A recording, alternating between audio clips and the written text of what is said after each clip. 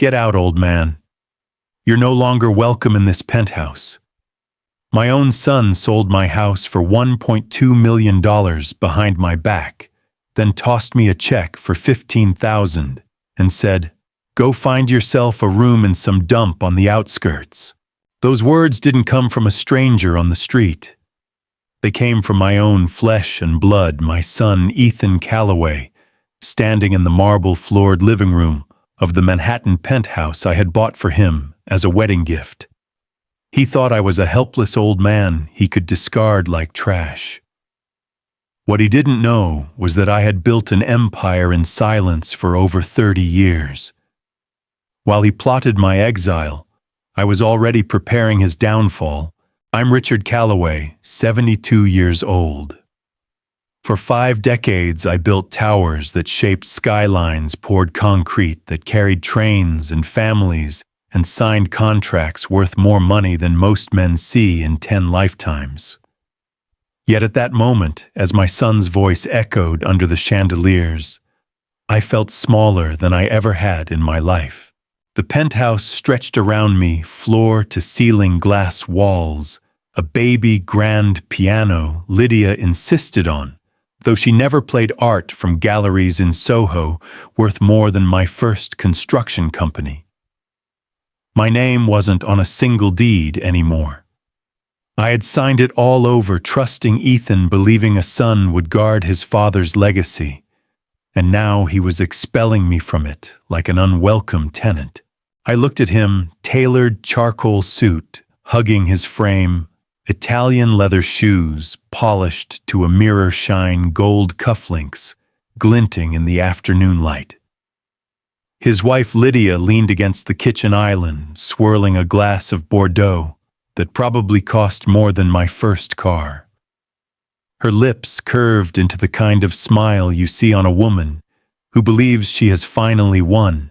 "You've had your time, Dad," Ethan said, sliding a set of documents across the glossy marble table. "This arrangement will make things easier for everyone. Lydia and I can't keep cleaning up after you. You're not functional anymore." Functional. That word sliced deeper than any knife. I lowered myself into the leather chair, my hands trembling as I unfolded the papers. At the top, bold black letters, "Durable Power of Attorney." Their signatures already in place. A neat space left blank for mine. "This is illegal," I whispered, though my voice betrayed me quieter than I meant it to be. "It's practical," Lydia corrected, her voice sweet but dripping with condescension. "We've already spoken with the attorneys. You'll be well taken care of. There's a beautiful facility in Connecticut, very exclusive.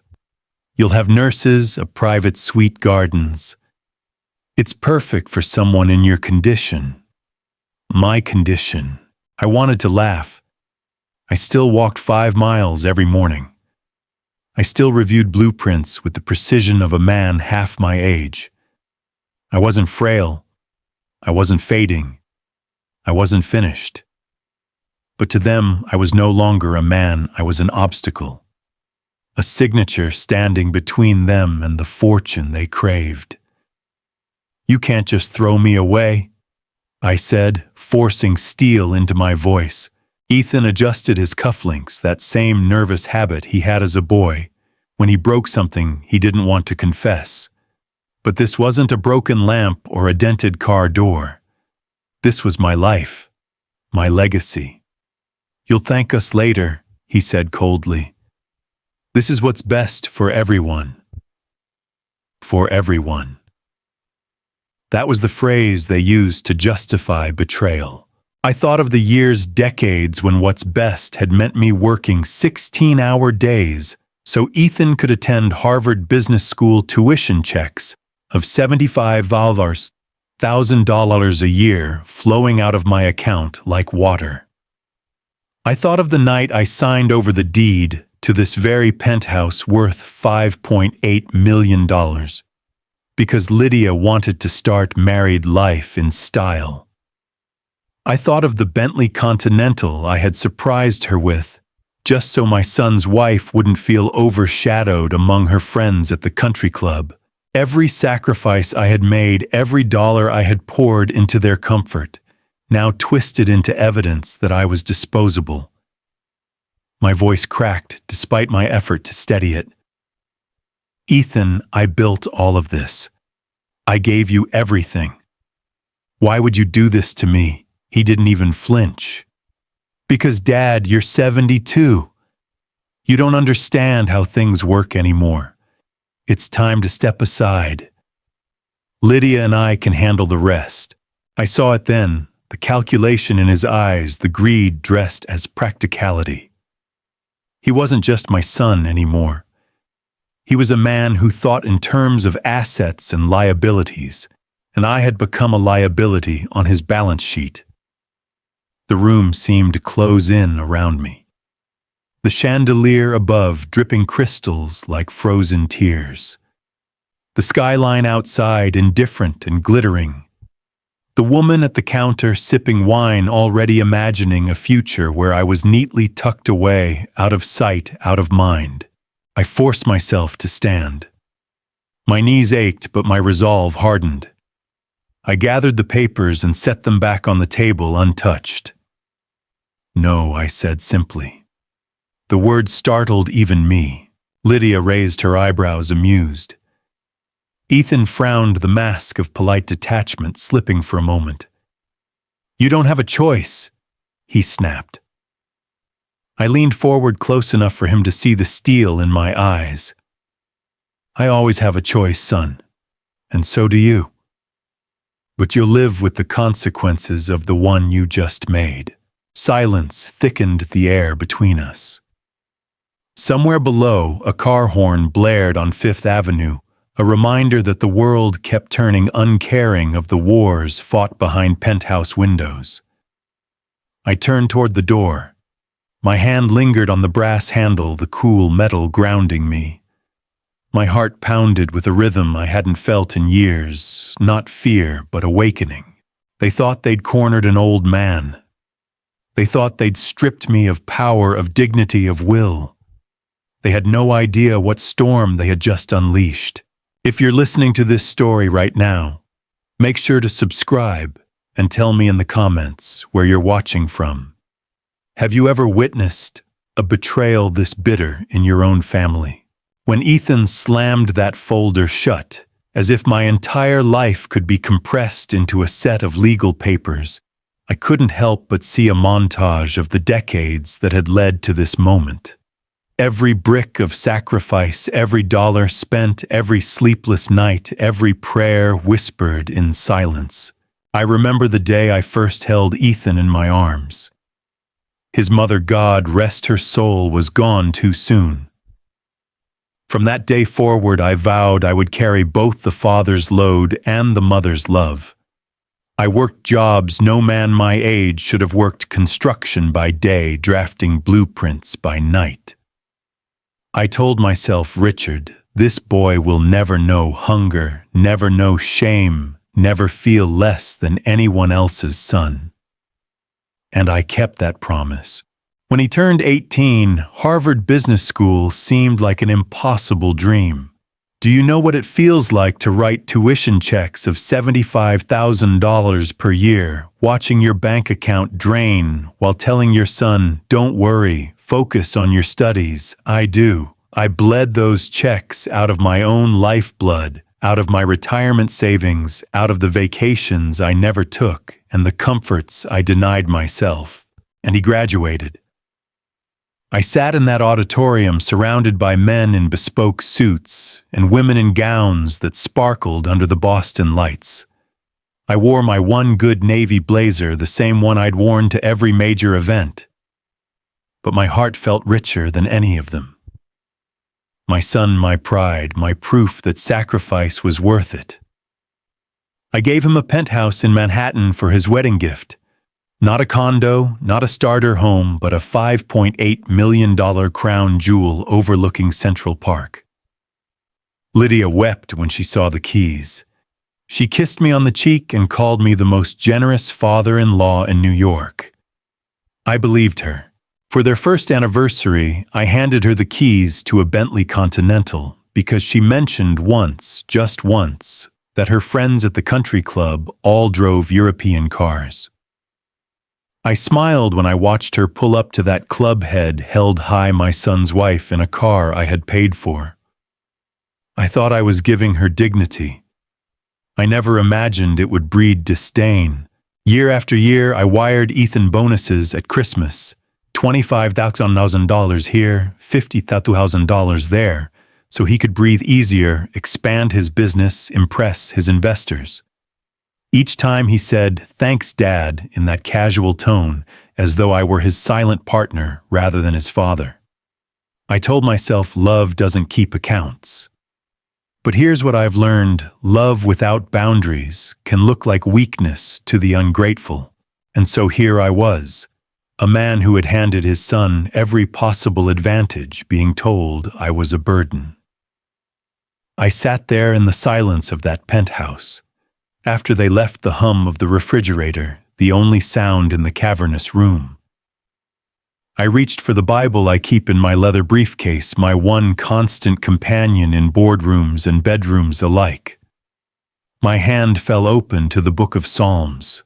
Cast me not off in the time of old age. Forsake me not when my strength faileth. The words cut to the core.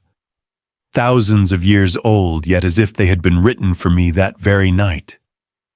My own son had cast me off. My own son had forsaken me, not because my strength had failed, but because his greed had blinded him.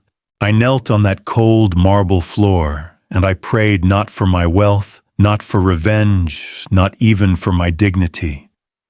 I prayed for wisdom. I prayed for God to show me whether to harden my heart or to prepare a path for redemption. Because here is the truth, my friends: faith is not about avoiding betrayal. Faith is about surviving it without losing yourself.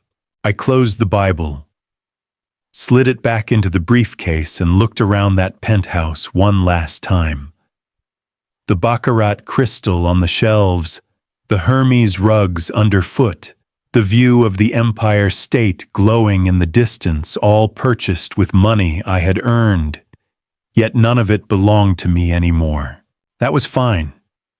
Because what I still owned, what Ethan and Lydia could never take, was the mind God had given me, the will forged in decades of building empires from nothing, and the faith that no betrayal could extinguish. As I walked out that door, past the doorman, who greeted me respectfully, past the Rolls-Royce idling at the curb, I felt something surprising. Not just anger, not just grief, but resolve. If Ethan wanted to play this game like a businessman, then I would answer him not as a helpless old man, but as the builder of an empire he never even knew existed. The night after Ethan tried to shove those papers in front of me, sleep would not come. I lay in the guest suite of a hotel off Madison Avenue, staring at the ceiling, my mind playing and replaying his words. "You'll thank us later. This is what's best for everyone. Everyone but me." At 3 a.m, I gave up on sleep and went for a walk through the city. New York never really sleeps. Sirens wailed in the distance, cabs darted between stoplights, and the scent of roasted nuts drifted from a late-night vendor. The city pulsed with life, but inside me everything felt cold. I thought of my father's words when I was a boy in Kentucky. "Richard, trust is a builder's first tool and the last thing you can afford to lose." I had handed Ethan my trust in bulk year after year, and now my own son had sold it off like surplus lumber. When I returned to the hotel, I poured myself a stiff drink, sat at the desk, and started making calls. If Ethan wanted to play the role of calculating businessman, then I would need to remember who had taught him business in the first place. The truth arrived sooner than I expected. 2 days later, I stopped by the penthouse to collect some personal items, photographs, cufflinks, the old pocket watch my father had given me. Lydia's voice carried through the hall before I even stepped inside. The trust is worth at least 20 million, Ethan. If we move quickly, we can reallocate before he catches on. I froze by the door, every muscle tight. Ethan's voice followed, hushed but sharp. The lawyers said once Dad signs the power of attorney, we can assume full control. We'll tell him it's to protect him, but in reality, Lydia's laugh sliced through the air like broken glass. In reality, he'll be in that facility in Connecticut. And we'll finally be able to fix your mess with the investors. My chest tightened. Fix his mess? What mess? I leaned closer, careful not to make a sound. Ethan sighed. The expansion drained more than I thought. Leasing the office downtown, hiring that consultant team, the country club memberships to woo clients. It all added up. I'm already in for $5 million in loans. If we don't secure more collateral, the bank will. Which is why we need your father out of the way, Lydia cut in. Once the trust is in our control, we'll sell off a few of the Florida hotels. That will clear the debts and keep your image intact. No one needs to know how close you came to losing everything. My knees nearly buckled. The hotels, my pride. Properties I had developed over decades, each one a testament to sweat, steel, and sleepless nights. They weren't just assets. They were my legacy. I stumbled back into the hallway before they could spot me. My pulse thundered in my ears. My son hadn't just betrayed me, he had plotted with his wife to strip me bare, to liquidate the work of a lifetime, and to discard me like an unwanted briefcase. I walked 20 blocks in a daze, the spring air doing nothing to cool the fire inside me. By the time I reached Central Park, the sun was rising, the city glowing gold. I sat on a bench beneath the budding trees and let the truth settle. Ethan and Lydia thought I was blind. They thought age had dulled my instincts, that faith had softened my spine. But the Lord gives us wisdom not just for prayer, but for protection. That morning, as I watched the sun climb over the skyline I had once helped build, I realized this was no longer about grief. It was about strategy. I pulled out my phone and dialed a number I hadn't used in years. James Chen answered the steady voice of my old attorney, a man I'd trusted through mergers, lawsuits, and deals worth hundreds of millions. James. I said, my voice like steel wrapped in velvet, we need to talk. Someone close to me is trying to strip away everything I've built. I need protections put in place, airtight, ironclad, impossible to breach. He was quiet for a moment, then said, "Come to my office tomorrow morning. Bring every document you have. If they're coming for you, Richard, they'll find the gates locked." I hung up and sat back, the weight of years lifting just slightly. Ethan and Lydia believed they'd cornered me. What they didn't realize was that I had been preparing for storms my entire life. And this storm, they had started it. I intended to finish it. The next morning, I walked into James Chen's law office, a mahogany-walled fortress lined with books older than my son's company.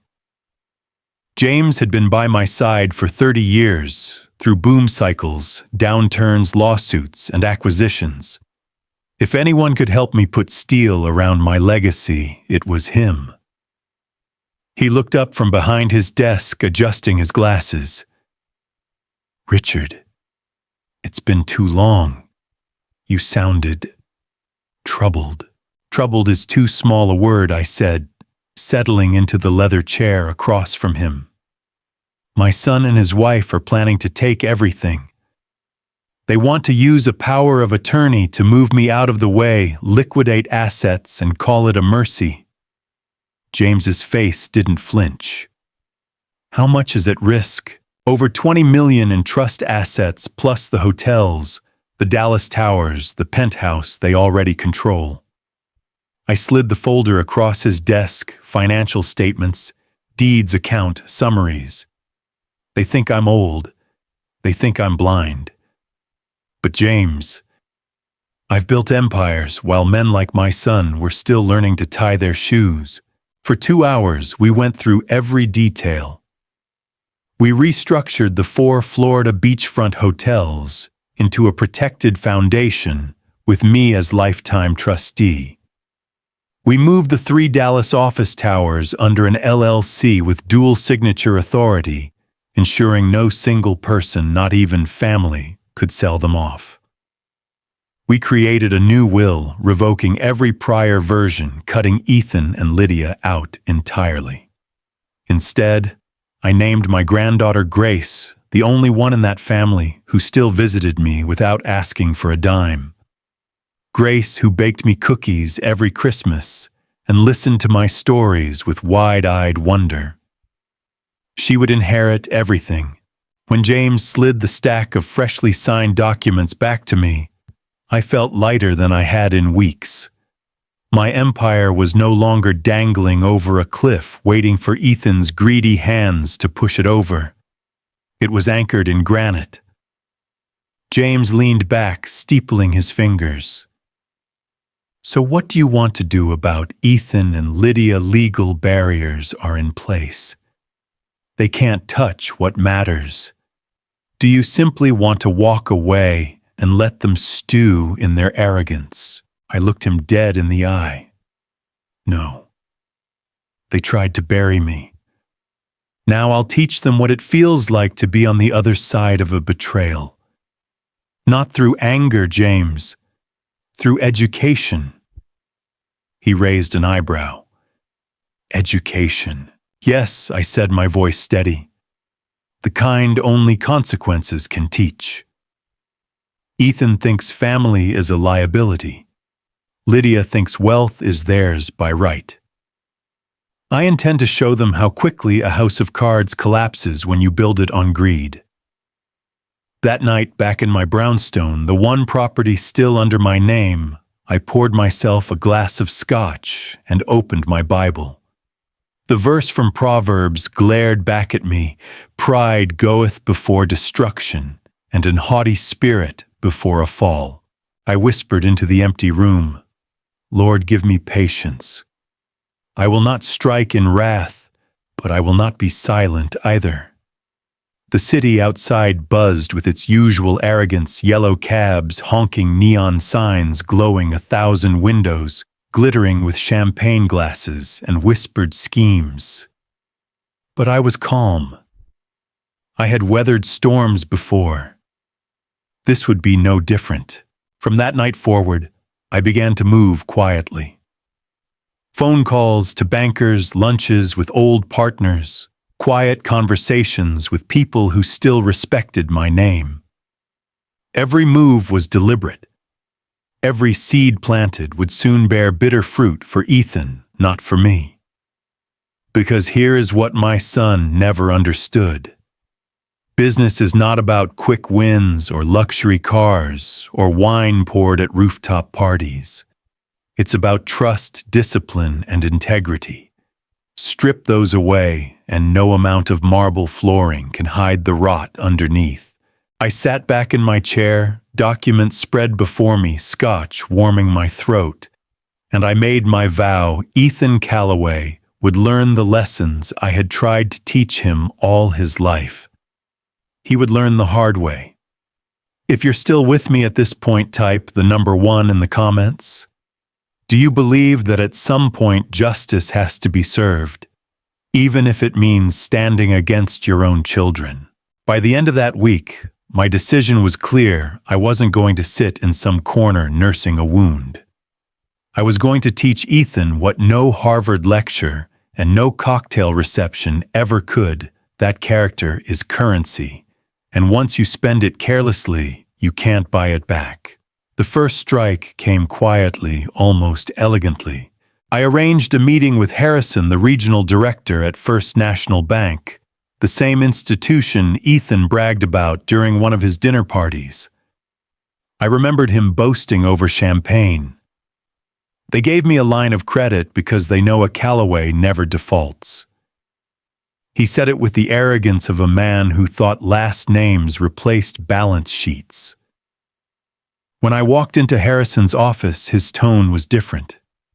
Respectful. Almost deferential. "Mr. Callaway, always a pleasure. What can we do for you?"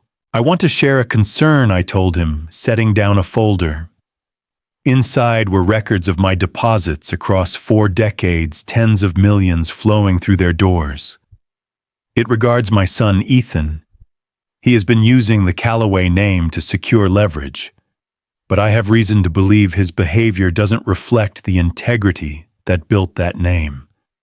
I didn't accuse. I didn't dramatize.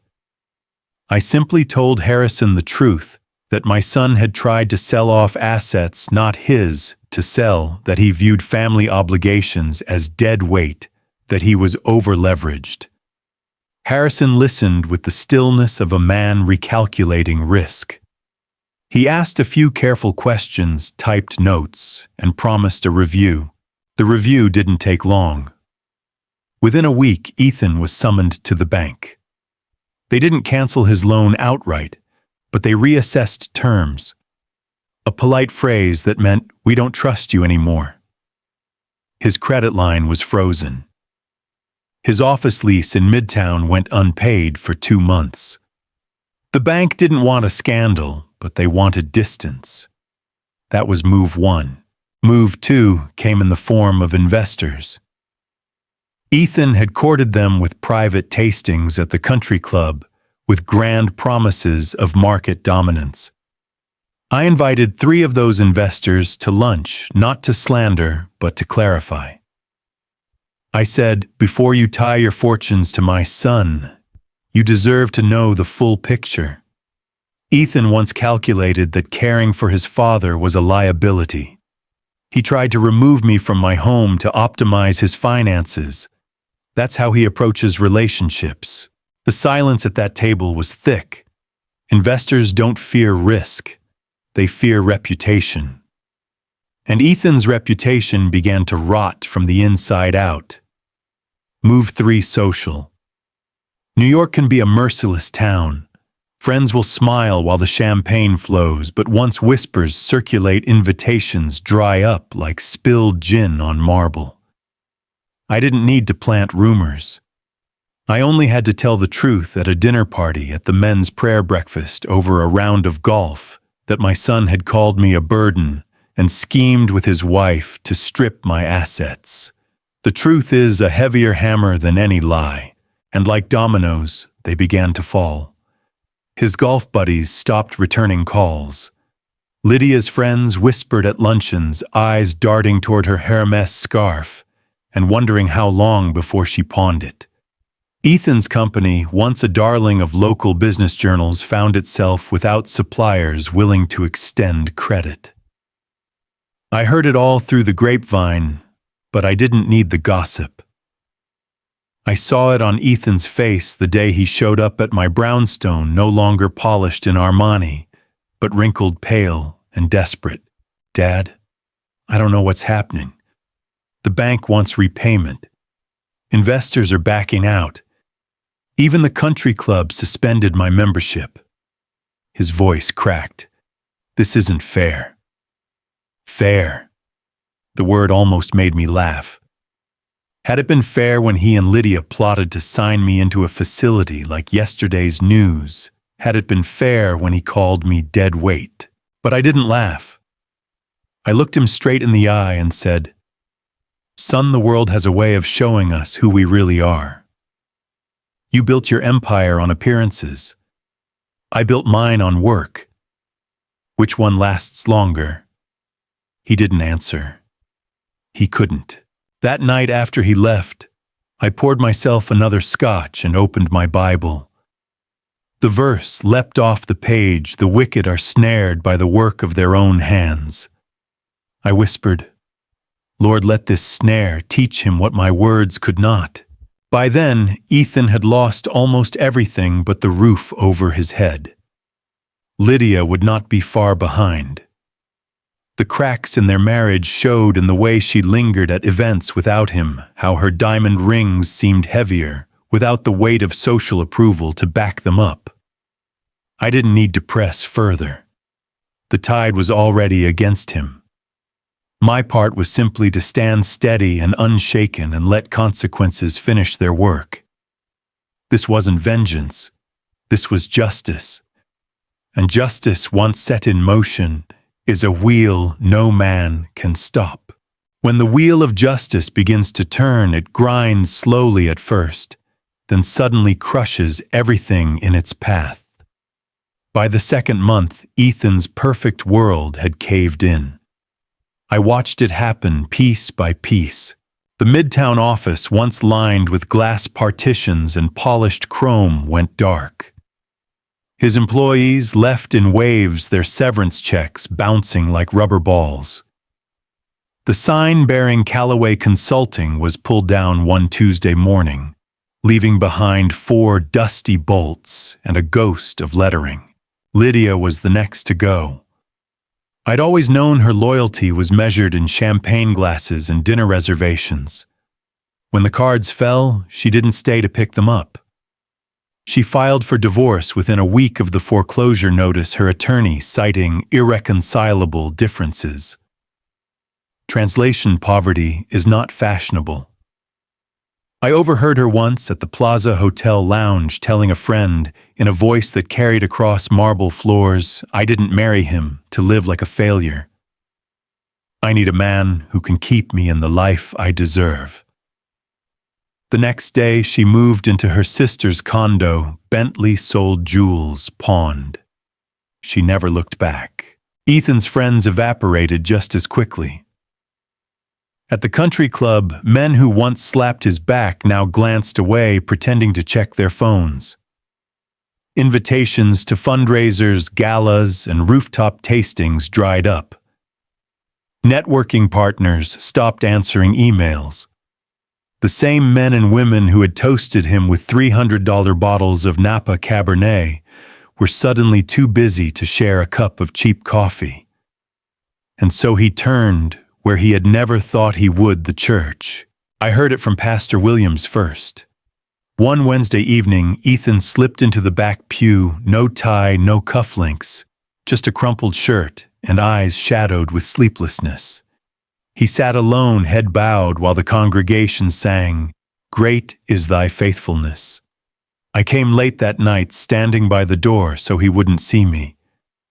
But I saw him. A grown man, my son's shoulders shaking with the kind of sobs that can't be faked. Pastor told me later, "Your boy prayed for the first time in years. He said, 'Lord, I don't deserve forgiveness, but I don't know where else to turn.'" Hearing that pierced me deeper than all his arrogance ever had. For all the betrayal, for all the greed, he was still my son. Flesh of my flesh, blood of my blood. That night I opened my Bible again, and my eyes landed on Isaiah 46:4. "Even to your old age and gray hairs, I am he who will sustain you. I have made you, and I will carry you. I will sustain you, and I will rescue you." I whispered, "Lord, you carried me when betrayal cut me down. Maybe now you're carrying him." The next morning, I found Ethan waiting on my brownstone steps. He looked older, thinner, like he'd been hollowed out. His suit jacket hung loose, shoes scuffed. When he lifted his eyes to mine, I didn't see arrogance or entitlement. I saw a man broken by his own choices. "Dad," he said quietly, "I don't have anywhere else to go." For a long moment, I didn't answer. The father in me wanted to pull him inside, feed him, tell him everything would be all right. The businessman in me wanted to remind him of every insult, every betrayal, every signature he tried to force. Instead, I let the silence weigh on him. Finally, I said, "You have a roof for tonight. After that, you'll need to show me why you deserve to stay." He nodded without argument. His eyes glistened, but no words of protest came. That was the first proof I had that humility had finally found its way into him. That evening, as I watched him eat the simplest meal I'd cooked in years, scrambled eggs and toast, I felt no triumph. Only a strange mix of sorrow and resolve. Justice had done its work. Pride had been stripped. But now the question loomed, would he rebuild with humility or collapse entirely? I closed my eyes before bed and prayed, Lord, give me strength to be firm without being cruel and mercy without being weak. If there's a path to redemption for Ethan, let me see it before it's too late. And for the first time since this ordeal began, I felt a quiet peace settle in my chest. Not because the battle was over, but because faith had finally joined the fight. The next morning I sat across from Ethan at my kitchen table. The sun poured in through the blinds, catching the dust in golden streaks. He looked small in that chair, hunched over his untouched coffee, as if the weight of his failures had pressed his shoulders into permanent submission. Dad, he said quietly, thank you for letting me stay last night. I know I don't deserve it. No, I answered, you don't. But this isn't about what you deserve. It's about what you're willing to become. He looked up at me, eyes hollow. I could see the boy he once was, the boy who used to run barefoot through construction sites, proud to carry my hard hat even though it tipped down over his eyes. Somewhere along the way, that boy had been replaced by a man in cufflinks who thought humility was for other people. That morning, I decided it was time to find out whether that boy could come back. I have a job for you, I said. A job his brow furrowed. You'll be working at one of my smaller construction sites in Brooklyn. Not as an executive, not as an investor, just as labor. 8 hours a day, 6 days a week. Cleaning tools, hauling supplies, scrubbing concrete off the floors. You'll take orders from men who've been swinging hammers longer than you've been alive. If you think you're above that, then you can pack your bags and figure out your own future. He hesitated, as if pride wrestled with desperation inside him. Then he nodded. I'll do it. By 7 the next morning, we stood at the site of a mid-rise building under construction. The air was sharp with the smell of wet cement and sawdust. Men in hard hats moved with practiced rhythm, their boots crunching gravel. Ethan wore a borrowed pair of steel-toed boots that pinched his soft feet. His hands were bare, pale, uncalloused. I introduced him to the foreman, Carlos Alvarez, a man who had worked for me for 25 years. A broad-shouldered Cuban immigrant, Carlos had built half of Brooklyn with his calloused palms. Carlos the Moy said, "This is my son. For the next week, he's yours. Treat him like any other rookie. No special favors." Carlos grinned, his teeth bright against his weathered skin. "Understood, Mr. Calloway. Don't worry, I'll break him in." Ethan flushed but said nothing. The day began with the simplest tasks, lugging rebar across the lot, hauling 20-pound buckets of nails, sweeping dust until his back ached. Within 2 hours, sweat had soaked through his shirt. By noon, blisters had erupted across his palms. When the lunch whistle blew, he sank onto a pile of lumber, gulping from a bottle of water, like a man crawling through a desert. The other workers eyed him curiously, at first whispering among themselves. But when Ethan didn't complain, when he simply sat there exhausted but silent, they began to nod in quiet approval. "Your boy's soft," Carlos told me later that afternoon, "but he listens." He didn't argue when I told him to redo the sweep. That's a good sign. By the end of the day, Ethan's designer polo shirt was streaked with sweat and grime. He dragged himself into my truck, collapsing into the seat. His hands trembled as he looked at the fresh blisters. I've never been this tired in my life. I kept my eyes on the road. That's because you've never worked in your life. Not really. Business dinners and presentations don't build anything that lasts. Sweat does. Sacrifice does. He didn't argue. That silence was more powerful than any apology. The days that followed tested him. Tuesday, he spent hours unloading sheetrock in the pouring rain. Wednesday, he scrubbed hardened cement off wheelbarrows until his fingers bled. Thursday, he was assigned to clean the portable toilets, a task no man enjoys, but every man respects if you do it without complaint. Ethan swallowed his pride and did it. The men noticed. By Friday, they began treating him less like the boss's son and more like one of their own. One worker handed him a spare pair of gloves.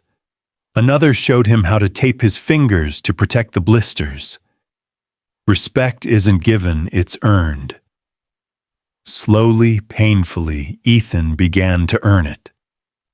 That night, I watched him eat dinner at my table, his head bowed, his hands bandaged. He didn't reach for his phone once. He didn't talk about investors' status or money. He just said I didn't know hard work could feel this real. I looked at him for a long time before answering. It always has. You just never gave yourself the chance to feel it. For the first time in decades, I saw humility settling into his bones. And I thought maybe, just maybe, the lessons I had failed to teach him with checks and penthouses could be learned with sweat and calluses. It was Friday evening, the end of his first full week. The sky over Brooklyn was painted in strokes of orange and purple as the last beams of sunlight slipped between unfinished steel frames. The men had clocked out, their laughter echoing down the block, leaving only the smell of dust and sweat hanging in the air. Ethan stayed behind, stacking tools in the shed. I watched him through the open doorway, his movements slow but deliberate. His shoulders slumped with exhaustion, his palms wrapped in gauze. But there was something different in the way he bent down, the way he took care to place each hammer and wrench back in its rightful place. He was learning respect, the kind no business school had ever taught him. When he finally sat down on a pile of lumber, breathing hard, I walked over. For a long moment, neither of us spoke. The hum of traffic in the distance and the rhythmic drip of water from a leaky pipe filled the silence. "Dad," he said at last, his voice rough, "I don't know how you did this for decades." I folded my arms. Because I had no choice. And because I believed in building something bigger than myself. "That's what you never understood." He nodded, staring at the ground. "I see that now. I used to think success was about suits, cars, and getting into the right circles. I thought writing checks and giving orders was enough. But after just 1 week out here," he held up his bandaged hands, "I realize I've never worked a day in my life." I didn't answer. I wanted him to sit in that truth. After a while, he went on, his words halting, as if dragged from somewhere deep and painful. "I betrayed you. Not just with the house or the papers. Long before that. When you paid my tuition and I acted like you owed me. When you gave Lydia the Bentley and I barely said thank you. When I called you dead weight." His voice cracked. He pressed his palms against his eyes. "God, I can't believe I said that about my own father." The memory stung like an open wound, but I let him continue. "I thought I was clever, Dad. I thought Lydia and I were planning for the future, protecting what was ours. but it wasn't ours. It was yours. Everything I had was because of you, and I treated you like you were standing in the way instead of the man who carried me here. Tears leaked through his fingers, streaking the grime on his face. He wasn't performing.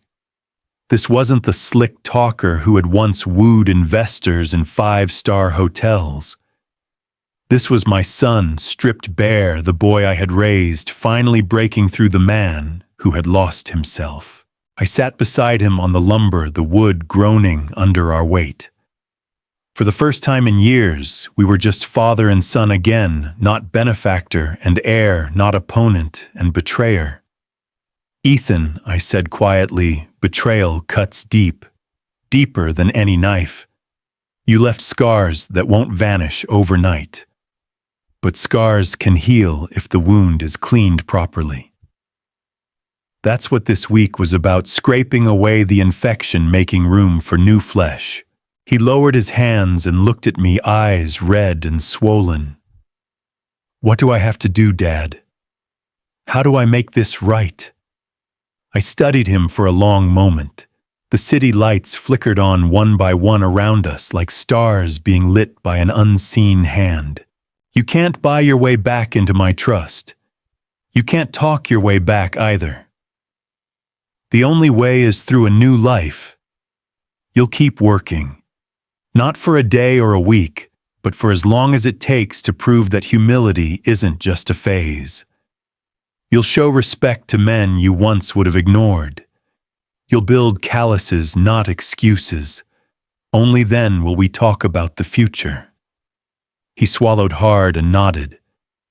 I'll do it, whatever it takes. I don't care how long. I just want a chance to be the son you deserve. We sat in silence after that. He leaned his elbows on his knees, head bowed as if in prayer. I watched the skyline where cranes towered like crosses against the darkening sky. For the first time since the betrayal began, I felt a flicker of something. I hadn't let myself feel hope. Not for his money, not for his reputation, but for his soul. I laid a hand on his shoulder, firm but steady. You'll have your chance, son. But understand this is your last one. He didn't flinch. He only nodded again, as if the weight of that truth was exactly what he needed to carry. 6 months. That's how long it took before I began to see a new man in my son's face. Half a year of sweat dust and bruised knuckles. Half a year of waking at 5, lacing up steel-toed boots instead of polished loafers, packing his own lunch instead of charging dinners to a company card. Half a year of answering to men who once would have parked his car, not taken his orders. And yet Ethan never quit. Not once. I watched him climb scaffolding in the August heat shirt soaked through, jaw clenched, as he hoisted beams twice his weight. I watched him mop concrete floors in January winds, his breath fogging the air, his hands raw even under gloves. I watched him eat side by side with men named Miguel and Frank and Darnell, men who didn't care what his last name was, only whether he pulled his weight. The Ethan I used to know would have sneered. This Ethan laughed with them, shared sandwiches with them, asked them about their families. Slowly, respect grew. One day, Carlos, my foreman, pulled me aside. His weathered face was solemn, but his eyes glinted with something almost like pride. Your boy's changed, Mr. Calloway. At first I thought he'd last a week, maybe 2. But now he's one of us. The men say he works harder than anyone on the crew. That night, as I watched Ethan scrub mud off his boots on my brownstone steps, I realized something. Justice had run its course. The punishment had been served. Now it was time to decide what came next. I invited him into my study, a room he hadn't set foot in for years. The walls smelled of oak and cigar smoke, lined with books about business leadership and scripture. On the desk lay a thick folder documents I'd prepared with James Chen. Ethan sat down nervous, his bandaged hands folded tightly. "Did I do something wrong?" he asked. "No," I said. "You finally did something right." He blinked, unsure. I pushed the folder toward him. "Open it." Inside were partnership agreements, real ones, not the kind of phantom contracts he used to wave at investors. These outlined management responsibilities for our construction subsidiary in northern New Jersey. 15 active projects generating more than $2 million annually. A proving ground carved out of the empire I'd built. His mouth opened, then closed again. He looked at me almost afraid.